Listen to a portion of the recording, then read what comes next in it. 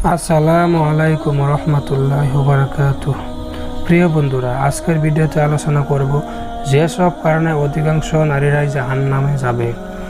প্রিয় নবী রাসূলুল্লাহ সাল্লাল্লাহু আলাইহি সাল্লাম একটি হাদিসের আলোকে বাস্তব কিছু ভুল ভ্রান্তি তুলে ধরেছে, যা আমাদের মা বোনদের মধ্যে পাওয়া যায়, আর সে ভুল ভ্রান্তির কারণে তারা জাহান্নামে যাওয়ার রাস্তা সহজ করে নেয়।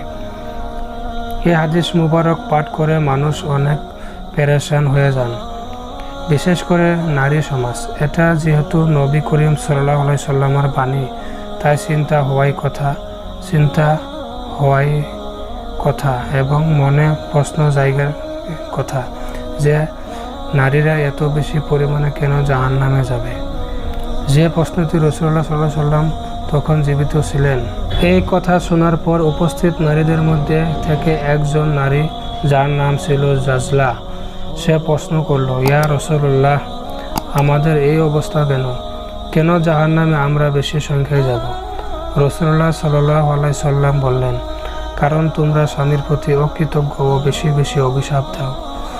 বলতে খারাপ শোনা গেলেও আসলে আজ আমাদের সমাজে নারীদের বাস্তব চিত্র অনেকটা এরকমই, যা রাসূলুল্লাহ সাল্লাল্লাহু আলাইহি সাল্লাম বলে গিয়েছেন 1400 বছর পূর্বে। তাহলে চলুন জানা যাক নারীরা বেশিরভাগ কী কারণে জাহান্নামে যাবে। সেই কারণগুলো: 1 নম্বর হলো নারীদের মধ্যে ফজরের নামাজ কাজা করাটা খুব বেশি দেখা যায়। এমনকি অনেক দিনদার নামাজি নারীরা ফজরের নামাজ কাজা করে ফেলে। 2 নম্বর হলো বেশিরভাগ নারীরাই যাকাত দেওয়ার ব্যাপারে একেবারে উদাসীন। খবর নিয়ে দেখা যায় একজনের আলমারি ভর্তি স্বর্ণ এবং রূপার গয়না, আর যাকাত দিতে বললে তারা বলে, আমার কাছে নগদ টাকা নেই। হে বোন, জেনে রাখুন, এই শখের গয়না আপনার জন্য কাল হয়ে দাঁড়াবে। এটি আপনার জাহান্নামে যাওয়ার কারণ হতে পারে। এই প্রয়োজনে গয়না বিক্রি করে হলেও যাকাত দিয়ে দেওয়া বুদ্ধিমানের কাজ। 3 নম্বর হলো যেসব নারীর উপরে যাকাত ফরজ হয় তাদের জন্য কোরবানি করা ওয়াজিব হয়, কিন্তু আমরা 100-র মধ্যে একজনকেও খুঁজে পাই না যারা নিজের কাছে সম্পদ থাকা সত্ত্বেও নিজের টাকা পয়সা খরচ করে পশু কিনে কোরবানি করেন। অধিকাংশ নারীরা স্বামীর উপর নির্ভর করে থাকে, নিজের উপর কোরবানি ওয়াজিব তা জেনেও তারা এসব ব্যাপারে খবর রাখে না। 4 নম্বর হলো অনেক নারীর আরেকটি মারাত্মক ভুল হলো সে গোসল ফরজ হওয়ার পরেও তারা নাপাক অবস্থায় চলাফেরা করে, নানান কারণে গোসল করতে দেরি করে। এমনটি একেবারে করা উচিত নয়। পাক পবিত্রতা ইমানের অঙ্গ।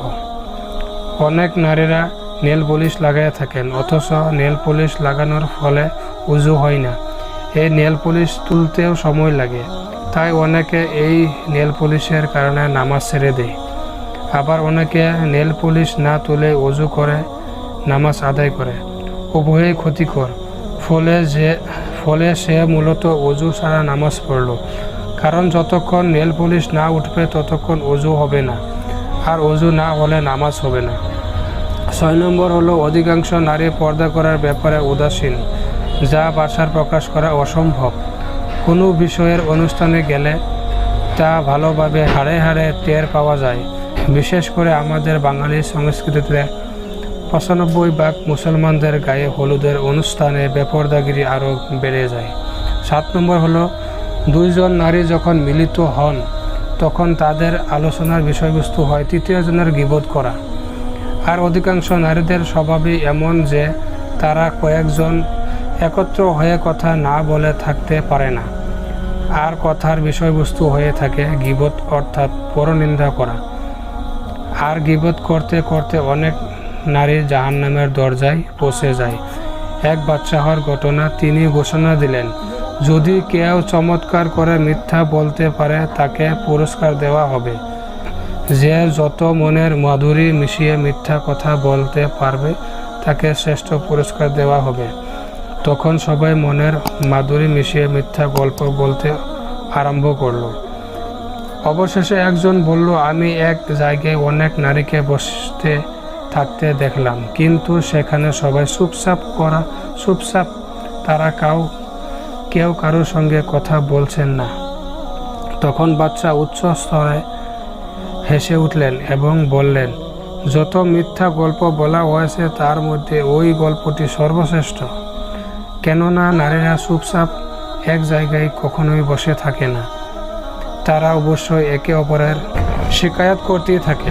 বিরুদ্ধে, স্বামীর বিরুদ্ধে, ননদের বিরুদ্ধে, শাশুড়ির বিরুদ্ধে অথবা নিজের পুত্রবধূর বিরুদ্ধে গীবত করে। আল্লাহ আমাদের মা বোনদের গীবতের শিকায়ত থেকে রক্ষা করুন। 8 নম্বর হলো, অধিকাংশ নারীরা খুবই কৃপণ হয়ে থাকে, দান সৎকা করতে খুবই কৃপণতা করে থাকে।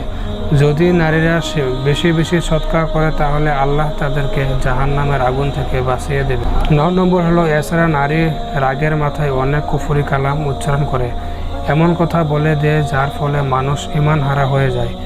কুফরি কালামের মধ্যে সবচেয়ে বড় কুফরি হলো স্বামীর বিরুদ্ধে নারীর মিথ্যা অভিযোগ। তেমনিভাবে আল্লাহ তাআলার বিরুদ্ধে অভিযোগ করা আরম্ভ করে তারা, যেমন বলে, আল্লাহ আমার দোয়া শোনেন না, এখন আর আল্লাহর কাছে দোয়া করি না। একদিন একজন বৃদ্ধ নারীর কাছ থেকে জানা গেল সে নামাজ পড়ে না। তখন তাকে জিজ্ঞাসা করা হলো, সে কেন নামাজ পড়ে না? সেই বৃদ্ধ বললেন, কি করবো, আল্লাহ তাআলা আমাকে সবসময় রোগ ব্যাধি দিয়ে আমাকে খারাপ রাখে, তাই রাগ করে আমি নামাজ পড়ি না। 10 নম্বর, নারী সমাজের আরেকটি ভুল হলো, তাদের কখনো যদি বলা হয় এটি অন্য ধর্মাবলম্বীর সংস্কৃতি, তখন তারা সেটি বেশি বেশি করে পালন করে। কিন্তু যদি বলা হয় এটি নবী করিম সাল্লাল্লাহু আলাইহি সাল্লামের সুন্নত, তখন তারা সেদিকে ফিরেও তাকায়। 11 নম্বর হলো, নারীদের আরও একটি বিষয় হলো অবহেলা। তা হলো প্রয়োজনে তারা স্বামীর কাছ থেকে টাকা নেয়, কিন্তু তার স্বামী কোথা থেকে টাকা আনেছে সেদিকে খবরদারি না রেখে, স্বামী কি চুরি করে আনেছে নাকি ঘরের টাকা আনেছে সে ব্যাপারে তাদের কোনো মাথা ব্যথা নেই, অথচ এটাও জাহান্নামে যাওয়ার আরেকটি কারণ।